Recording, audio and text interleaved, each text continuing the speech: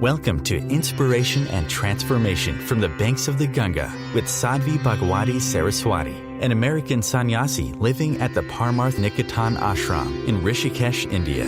Sadhvi is president of the Divine Shakti Foundation, a charitable organization bringing education, vocational training, upliftment, and empowerment programs to women and children.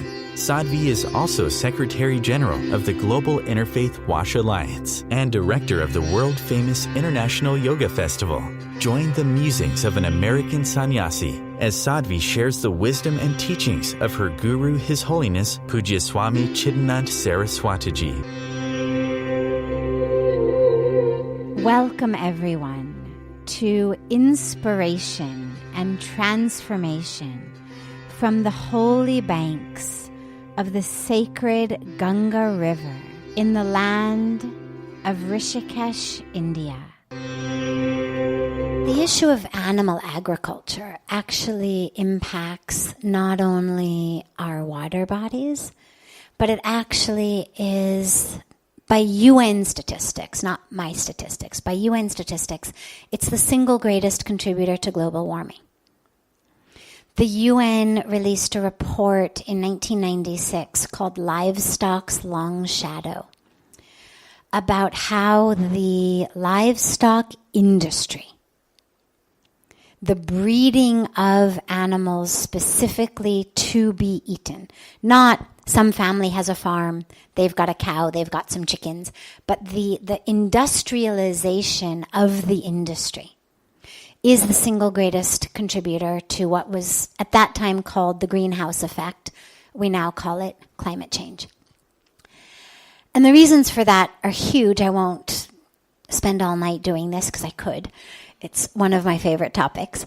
But since we're talking water, I'll just give you one statistic, which is that the amount of fresh water that goes into the production of one meal of beef is the same amount of water that you would use in bathing for 6 months. And not bathing the way they bathe in India where they fill up one bucket and bathe from it, but the bathing of a shower head that's turned on that goes for 8 continuous minutes every day for 6 months. The amount of water that you would use in 6 months is the same amount of water that goes into one meal of beef. Because, so many aspects, quickly. The trees are being deforested in order to graze them. Also, as we cut the trees, we lose a source of water. Trees actually don't only give us oxygen and fruit and shade, but they actually are a phenomenal giver of water. So in the cutting of them, we lose that water.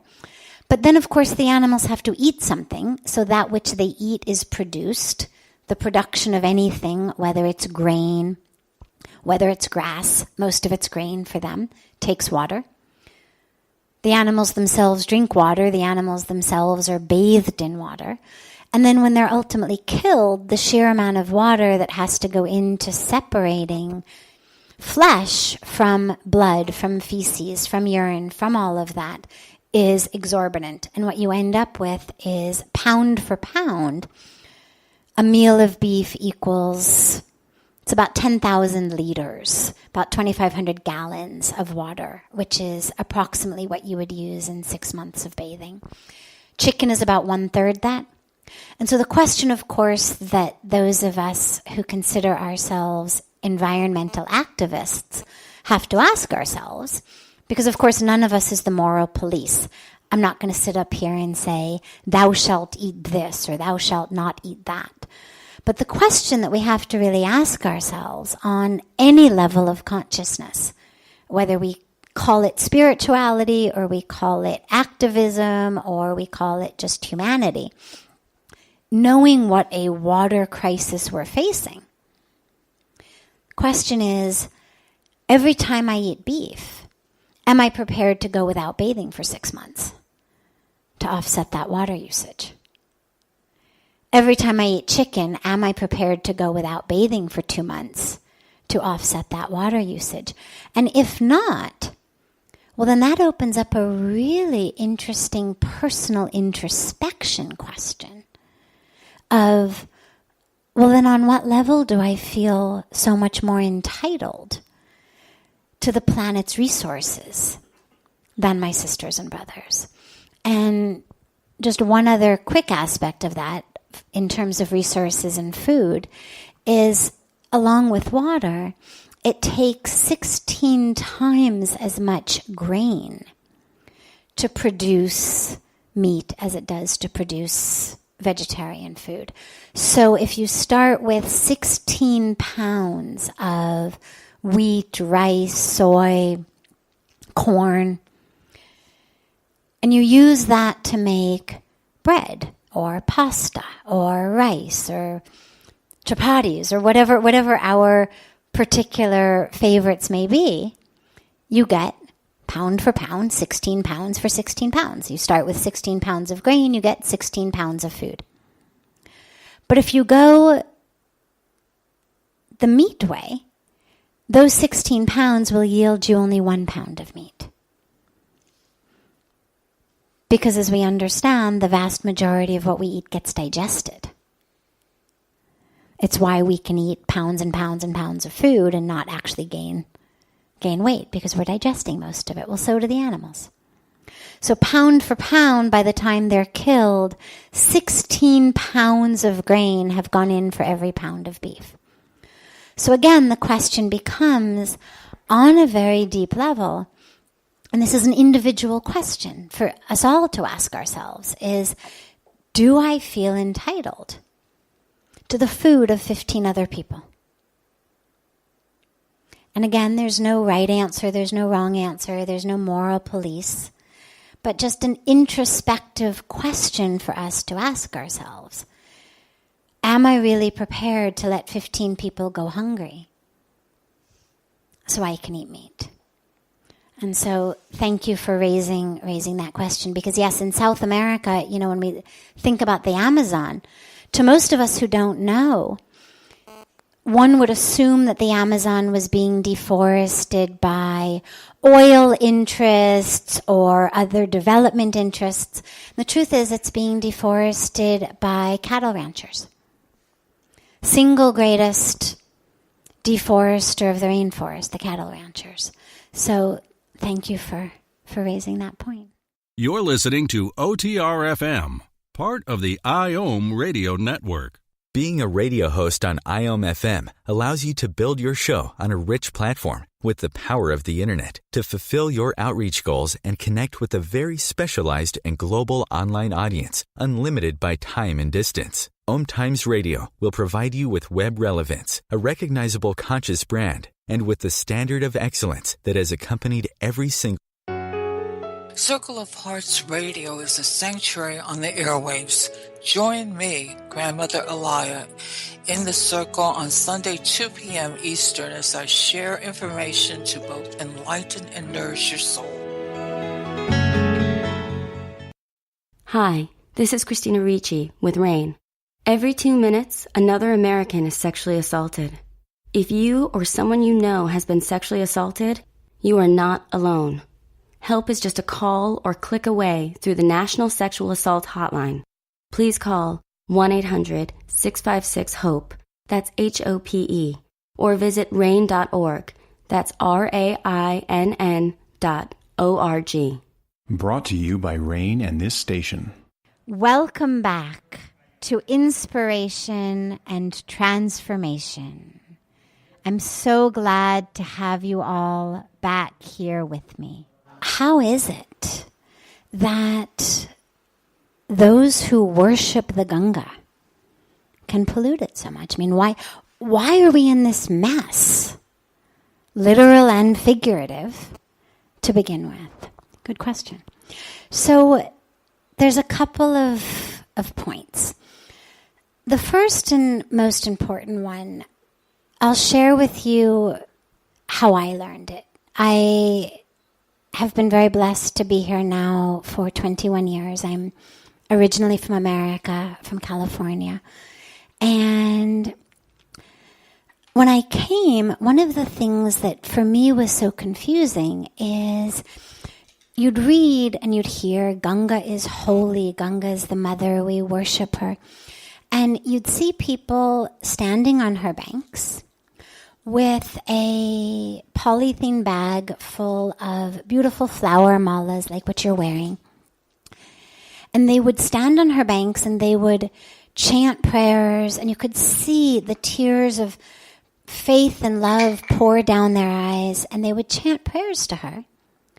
And then they would offer the flowers to her, but they would offer the flowers in the plastic bag. And to me, this was an incredible irony, because the easy answer that people would give is just, oh, well, people don't care. They're apathetic, they're indifferent, they don't really worship her, they only say they worship her, it's just lip service. There were so many explanations that I had heard. But those explanations did not actually go in concert with what I was witnessing. What I was witnessing was anything but apathy, anything but indifference. When you see the love with which people pray to her, this is not apathy. And so many people, poorest of the poor people, come to Ganga from across the country. God knows how many days it takes them to get here. We may think, oh, I'll just book a flight from one end of the country to another end. Let's, go to Rishikesh. But if you're really poor, some of your journey is going to be by bus. Some might be auto rickshaw. Some might be bicycle. Some might be the back of a sugarcane cart. Some could be in some other cart, pulled by a bullock. Some could be walking with your bags on your head. And you'd see people who had spent God knows how many days. The rupees that they had spent, God knows how long, accumulating to fund their trip, would come here, would buy these flowers, and then would offer them like that. And I'm a scientist by academic training and also much by heart and by mind still. And it didn't work with my scientific mind. I would say, no, if people are apathetic, if they're indifferent, if they don't care, they'd stay home. They'd go to the movies. They'd eat pizza. They would do something else with the money they had accumulated rather than travel thousands of miles to come here. Or if they got here, they'd use their money and they'd buy ice cream rather than flowers for Ganga. So it's not apathy. It's not indifference. And what we realized is it's simply a semantic issue, actually. And an issue of separating content and form. Without going into the whole details of the history, Ganga is a goddess. Prior to there ever being a river, Ganga was a goddess living in heaven who was beseeched by generations to flow onto earth in the form of a river for a very specific purpose of bringing liberation to the sons of King Sagar. That part of the story are not important here. But what is important is that before she was H2O, she was goddess. The H2O is simply the form she took for that task, you could say, of washing over the ashes of these sons in order to bring them liberation. So the water is her form. It's not her essence. And if you talk to people who are throwing the plastic bag that the mala is in, or you go, there's a motorboat that goes across Ganga. It's not running this time of year because the water is too high, but usually you can go right across Ganga by boat. And you would see people with a box of incense sticks. They're leaving Rishikesh. They're so sad to be leaving. And they've got a box of incense and they're performing arti, like what we just did, but with the incense sticks to Ganga from the boat as the boat is pulling them across the river. And then they'll take the whole cardboard box that the incense came in and throw it overboard. And it was the same situation of, you cannot write this off as lack of caring. Clearly they care. And when you talk to them and you say something like, you really shouldn't pollute Ganga, what you get is something really interesting. In their mind, the concept that Ganga could be polluted, that is sacrilege. The plastic bag is not sacrilege. The cardboard box is not sacrilege. Sacrilege is the assumption that a plastic bag or a cardboard box could pollute Ganga. Because she's the goddess. And she washes away lifetimes of sins. I mean, people come to bathe in Ganga to wash away lifetimes of sins. What do you mean a plastic bag pollutes her? It's nothing compared to the fact that I was a murderer in my past life. I mean, if she can handle that, and I can emerge from Ganga pure and clean, what's a cardboard box got on her? What's a plastic bag got on her? It's nothing. And so what we realized was, semantically, the campaign had to change. You could not talk about polluting Ganga. You have to begin by the assumption Ganga is unpollutable, the goddess. The essence of Ganga is unpollutable, untaintable, undefilable. Much in the same way that if you took your mother for an evening walk, and on that evening walk she slipped and she fell into a mud puddle, or worse, she fell in the sewer, or somebody dumped a trash bag full of waste out their window onto her head as she was walking down the street, she wouldn't be any less your mother. Her power to bless you wouldn't be impacted in any way by the fact that she fell in the sewer.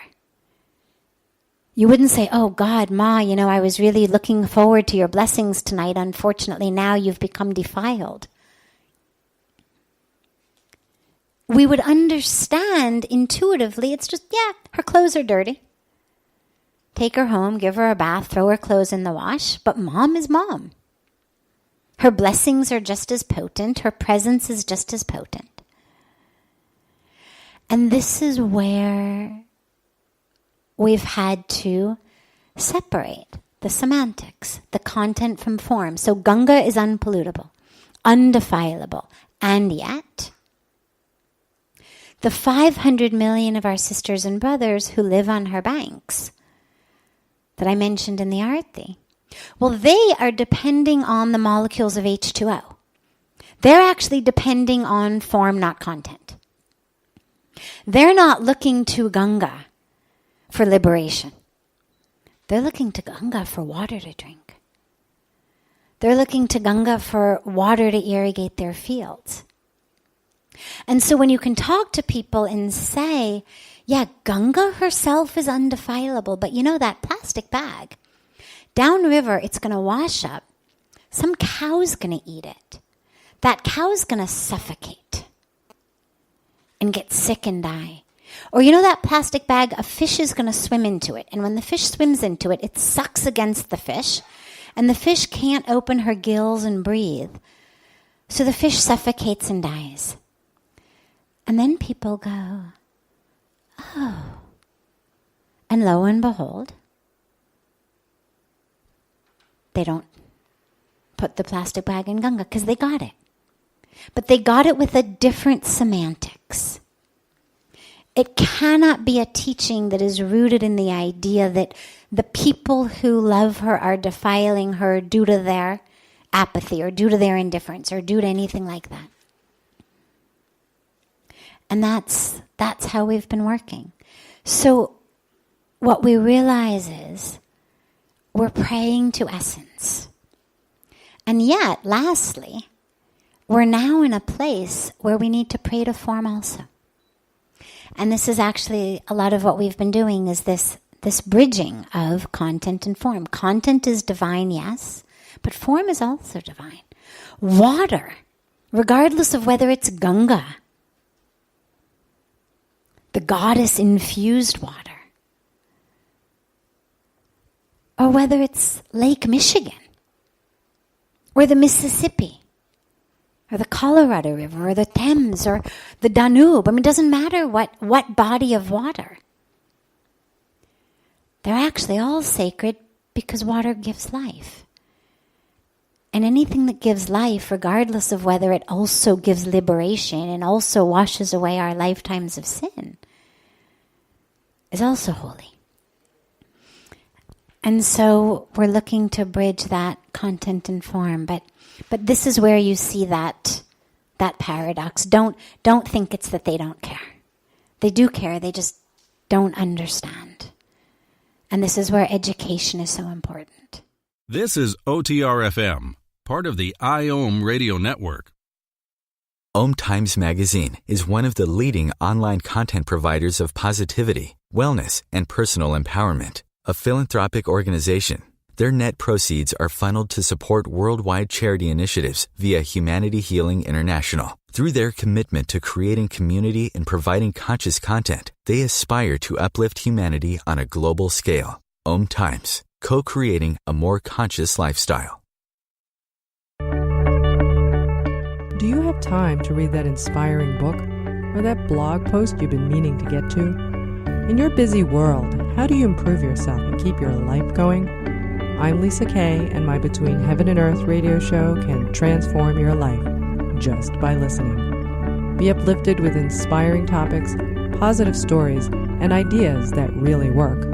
Between Heaven and Earth radio is conscious living for your soul, every Wednesday at 4 p.m. Eastern Time. Baldwin with People for the Ethical Treatment of Animals. I grew up loving circuses and other traveling animal shows, but it never occurred to me what life might be like for the animals. Training wild animals to do things they don't understand takes force. Routine discipline with a hook or whip with the heel of a boot shows the animal exactly who's the boss. Don't patronize animal acts. Please contact People for the Ethical Treatment of Animals. 757-622-PETA. Welcome back. This is Sadhvi Bhagawati Saraswati with inspiration and transformation. We have a battle of brothers, cousin brothers, but brothers. The Dharmic Pandavas, and I won't go into the details of that, but just take my word for it. They are the Dharmic Pandavas, and the Kauravas, who are their cousin brothers, led by a blinded by his own ego, blinded by his own greed, blinded by jealousy, Duryodhana, who deprives his cousins of their rightful land. They were supposed to have the whole kingdom.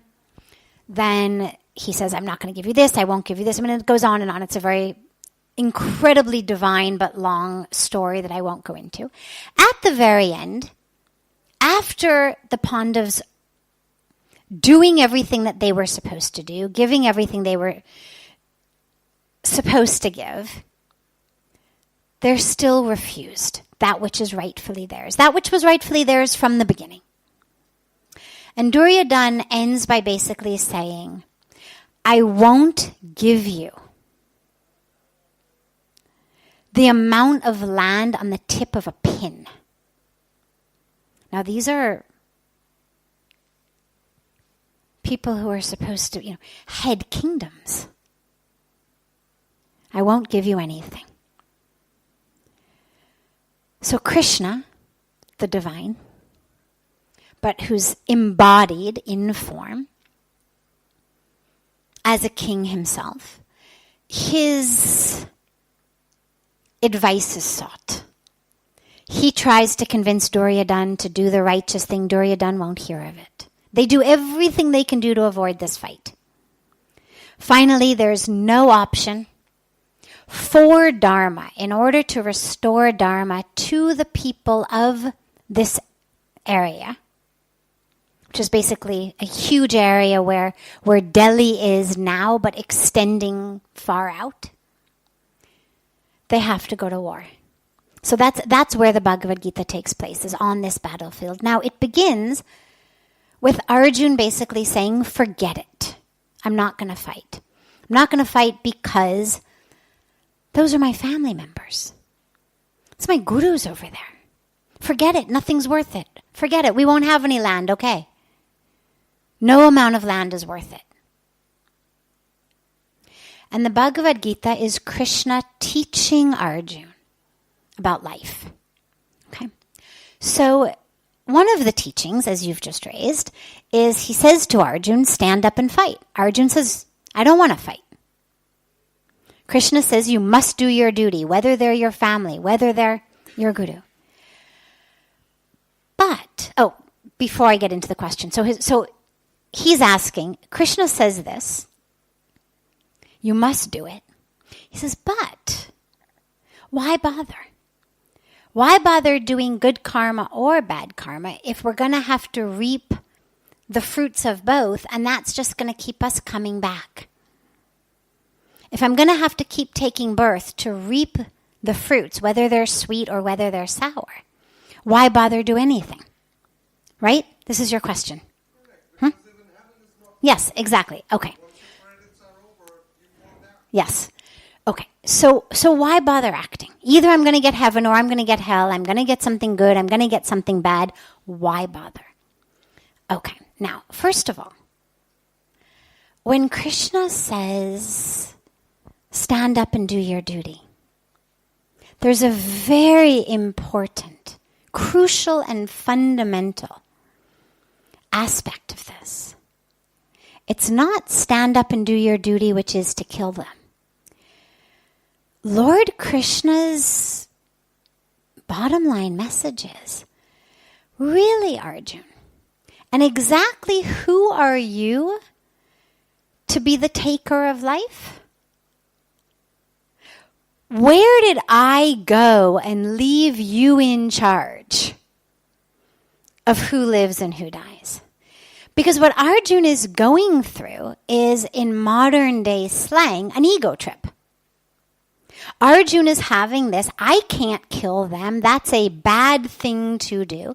And Lord Krishna basically says to him, oh really? And when did you become the giver of life or death? When did you become the one who determines who lives and who dies? This is all now in your hands, Arjuna? Did you forget who I am? And this is what the Gita is Arjuna. It is not up to you who lives and who dies. You are going to fight this battle because that's your duty, but who lives and who dies, that's me. You're not the one making that decision. You're not the one in whose hands destiny is. I, as God, have not stepped aside and hired you in my place. I'm the doer, you're the tool. Do your duty, because that is how you, in this incarnation, have the possibility of attaining moksha, of attaining freedom. Freedom from what? Well, on the basic level, freedom from this cycle of birth and death. But what does that mean? It means freedom from that which chains me, which of course we're able to have while we're alive. I mean, Pujya Swamiji emphasizes over and over again, moksha is not just after death. Moksha is being free of that illusion, that ignorance, which binds me to this form, which makes me think I'm the doer. That this hand is the hand of a killer or the hand that's given life. This hand is just flesh and blood. It has no power to give or to take life. And what kind of an ego trip would my hand have to be on to even think that it could give or take life? That's what God does. God's the giver and the taker. We're just the tools. But in this life, in this particular Leela, this drama, this act of the show, you're playing the role of Arjuna. It's a costume, it's a mask, it's a role. But the part you've been given is the part of the warrior. And in order to play your part of the warrior, you better pick up your bow and arrow.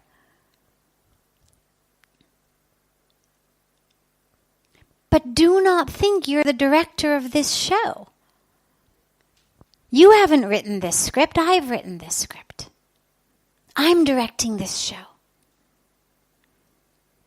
You're just wearing the costume, wearing the mask, playing your role. Your only job is to play this role I have given you to the very best of your ability. And to stop wishing you had a different role.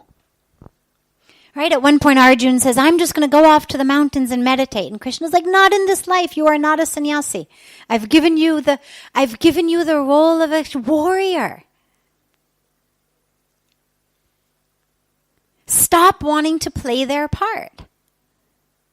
They're the ones I've given the role of sannyasi and sage and rishi and meditator to. Look down, you're wearing the costume of the warrior. It's because I've given you that role. You do not get to change costumes mid-show. This is the teaching.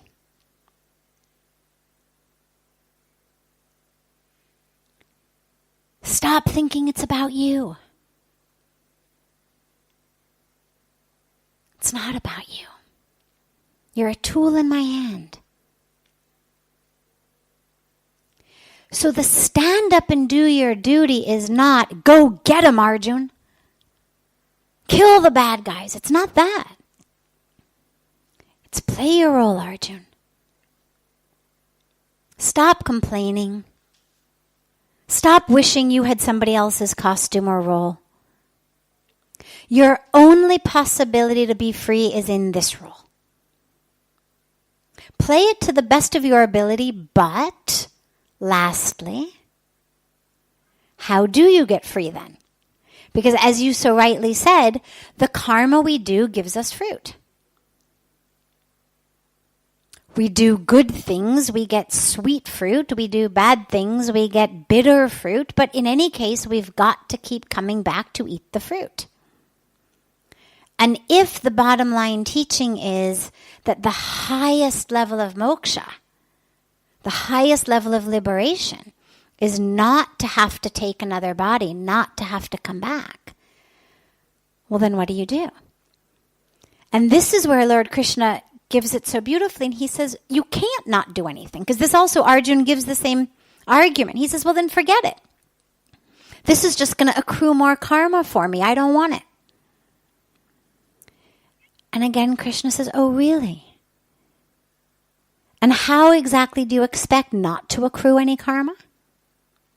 Because not acting is acting. If I'm walking down the street and somebody trips and falls in front of me, I have two choices. I help them or I don't help them. Right? Those are the only options. Do something, don't do anything. If I bend down and help them, you could say that's something good. I've helped somebody. But if I'm worried about not accruing any karma, in a state of illusion, I might say, well, I'm not going to help her because even though it's good and the karma is going to be good and sweet, I don't want to accrue any karma, so I'm just going to walk by. Well, not helping her is also an action. Walking by and not bending down and helping is also an action. And I accrue that karma. So this is where Lord Krishna says, you can't not act. You could sit down, you could sit on your hands, you can close your eyes, close your mouth, but you can't not act. Because sitting down, closing your eyes, and sitting on your hands is not fulfilling your duty, which is an action. Failure to fulfill your duty is an action, which means you're stuck both ways. Fulfill it, you've acted. Don't fulfill it, you've acted. This is where he says, and the answer is only fulfill your duty, but recognize you are not the doer. Recognize all you are is a tool. I am the doer. Get that sense of doership out of your mind. Get that sense of pride out of your mind. Get that sense of separation from me out of your mind. Whatever you do, offer it to me. Right? This is when he says, take my name and fight the war. Remember me, fight the war. What does that mean? Remember me and fight the war. Well, this is the mantra for our lives. Remember me, fight the war. It means connect to God. Whatever name, whatever form, it can be Krishna, it can be any. Remember me, and then fight your war, fight your battle. Whatever your life battle is, whatever your duty is. But by remembering me first, you're offering what you're doing to me, which is you're doing it as a tool in my hands. And that's the only way not to accrue the karma. If you're doing it as you, if you're doing it as the doer, if you think, oh, I'm the one who's doing, I'm the one who has done, either the good stuff or the bad stuff, I was so good, or oh my God, I'm useless. Either way, you get karma. So he says, just surrender it to me. Surrender it all to me. And that's the only way. This is OTR-FM, part of the IOM radio network. OMTimes Magazine is one of the leading online content providers of positivity, wellness, and personal empowerment. A philanthropic organization, their net proceeds are funneled to support worldwide charity initiatives via Humanity Healing International. Through their commitment to creating community and providing conscious content, they aspire to uplift humanity on a global scale. OMTimes, co-creating a more conscious lifestyle. Do you have time to read that inspiring book or that blog post you've been meaning to get to? In your busy world, how do you improve yourself and keep your life going? I'm Lisa Kay, and my Between Heaven and Earth radio show can transform your life just by listening. Be uplifted with inspiring topics, positive stories, and ideas that really work. Between Heaven and Earth radio is conscious living for your soul, every Wednesday at 4 p.m. Eastern Time. Like Baldwin with People for the Ethical Treatment of Animals. I grew up loving circuses and other traveling animal shows, but it never occurred to me what life might be like for the animals. Training wild animals to do things they don't understand takes force. Routine discipline with a hook or whip with the heel of a boot shows the animal exactly who's the boss. Don't patronize animal acts. Please contact People for the Ethical Treatment of Animals. 757-622-PETA. Welcome back. This is Sadhvi Bhagawati Saraswati with inspiration and transformation. Is every human being born with a purpose to fulfill? Yes. Or are we born to lead a regular life with a family to live and to die? Yes. The two are not mutually exclusive, and this is really the problem when we conceive of spirituality, is that somehow, and particularly when we think about our purpose in life, it's a topic that comes up a lot because these days, this was not true when your grandparents were your age. In many cases, it wasn't even true when your parents were your age. They grew up, they got educated, maybe they got a job, maybe they didn't get a job and got married, but in any case, if you conducted an interview of your grandparents or your great-grandparents, or as I said, in some cases even your parents, and you said, did you ever struggle with what your purpose on this earth was? Very few of them would say yes. Very few. Doesn't mean things were easy. It doesn't mean they didn't struggle with their husband or wife. It doesn't mean they didn't struggle with their kids. Doesn't mean they didn't struggle with their health or to make ends meet. But this idea that somehow we have a purpose, and our purpose is this elusive thing that somehow is separate from the breath we take, separate from the love we give, separate from how we move through our days, that somehow there's my life and then there's my purpose. And this is actually what I think is causing a lot of turmoil for a lot of people these days, because our purpose is to be who we are. And who we are is divine, sacred, holy consciousness. I mean, that's what we are. We're not the body, as we talk about in here all the time. We're not the emotions. We're the soul, we're the consciousness, we're love. So our purpose is to recognize that. We can recognize who we are in the role of a banker. We can recognize who we are in the role of a policeman or a fireman. We can recognize who we are in the role of a school teacher. We can recognize who we are in the role of a housewife or a homemaker. There's nothing that says your purpose is your career. And this is where we've ended up really having the confusion. Our purpose is to live as consciousness. Our purpose is to live as love, to live as souls, to live as spirit. Whatever job we're doing, we can use it to fulfill that role, to fulfill that dharma, to fulfill that purpose. Born and die, it happens to all of us. Whether you discover your purpose or you don't discover your purpose. Whether you live as a body and your emotions and your relationships, or whether you live as love and consciousness. We're all born, we're all going to die. We all have a family.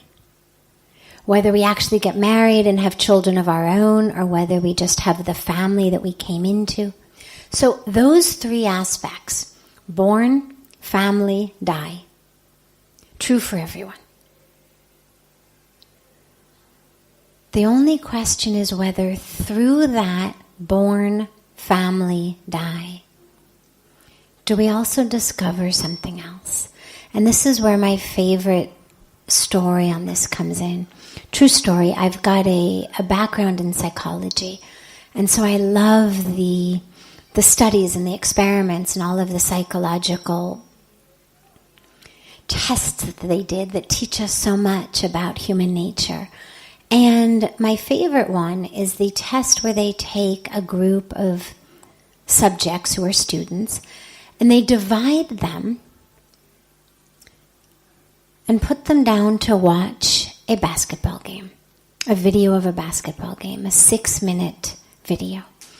And they're told that their job in watching this video is to count baskets. How many baskets does the red team make? How many baskets does the white team make?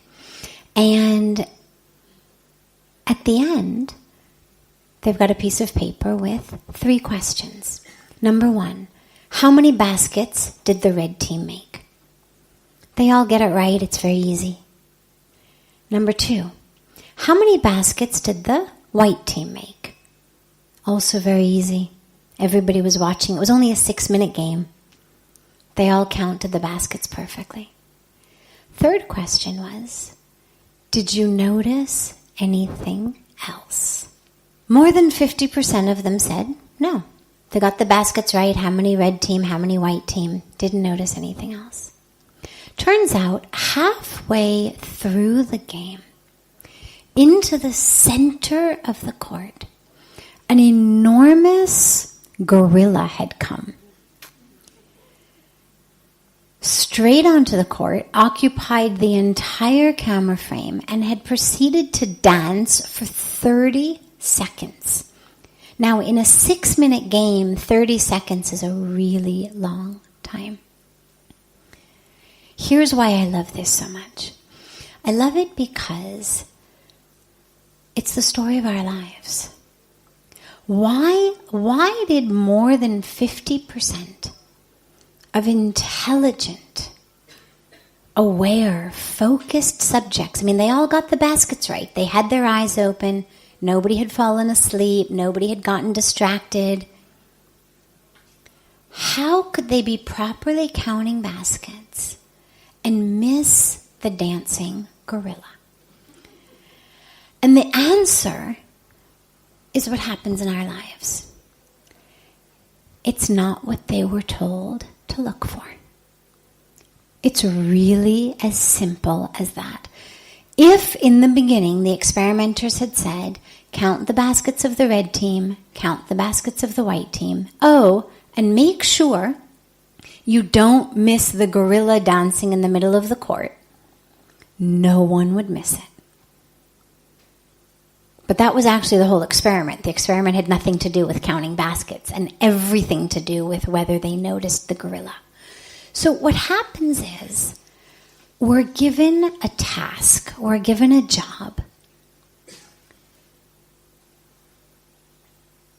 and we do it. And we do it well. And like they were told to count baskets, in our lives what we're told is, get a good education, get a job, have a family, make money. This is your job. And we do it. We do it well.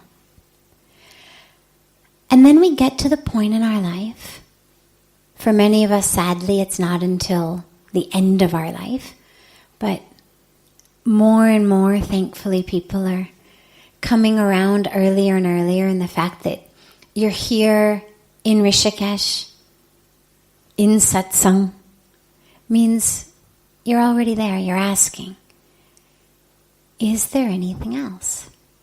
Okay, I've done what I was told. I've counted the metaphoric baskets. But have I missed anything? Did I miss the dancing gorilla? Did I miss the most obvious thing? Did I miss the point of it all? And sadly, most of us do. And the point of it all is that purpose. Do not think that your purpose is being the head of some company or doing this or doing that. May happen. Companies have to be headed by someone. Things have to be invented by someone.